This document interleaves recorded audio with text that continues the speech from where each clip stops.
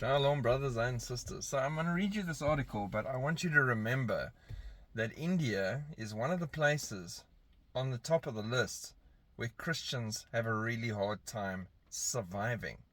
There's a lot of persecution against Christians in India.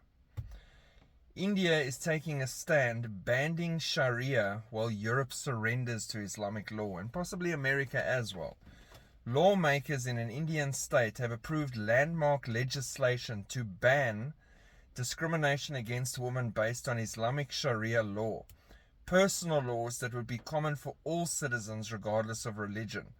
Replacing Sharia law with a universal civil code across all of India would vastly ensure more rights for women and children and secure gender equality. It would be most welcome in other nations on the grounds of humanitarian fairness. So sounds amazing.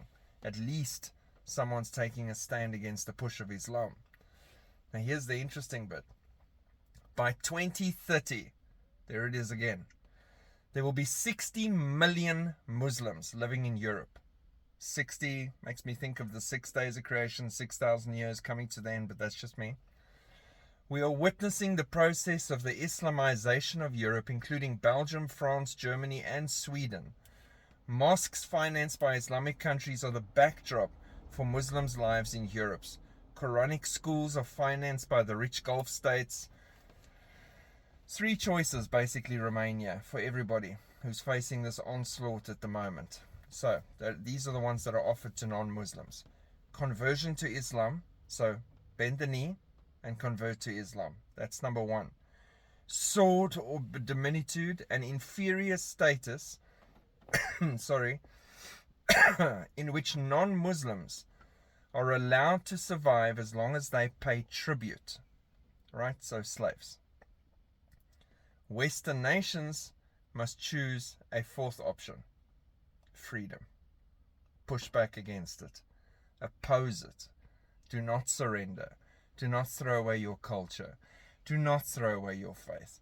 Embrace and grow deeper into your faith, which is supposed to be faith in the one true God. Christianity not by name and by tradition, but by relationship.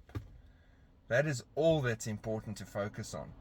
This is an application of an army all over first world countries. They're already in third world countries, but all over first world countries where the power is, to be in place for the time of Daniel's 70th week, for the time when Antichrist needs to be able to mobilize them whenever he pleases, for the time when he enforces the mark of the beast halfway through that week.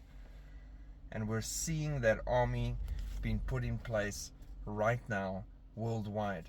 And it is happening, as they said in one of the Star Wars movies, to thunderous applause.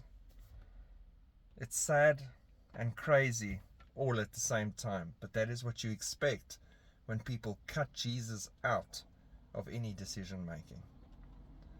Pray for the lost, spread the gospel, keep shining your light, and keep looking up. Shalom.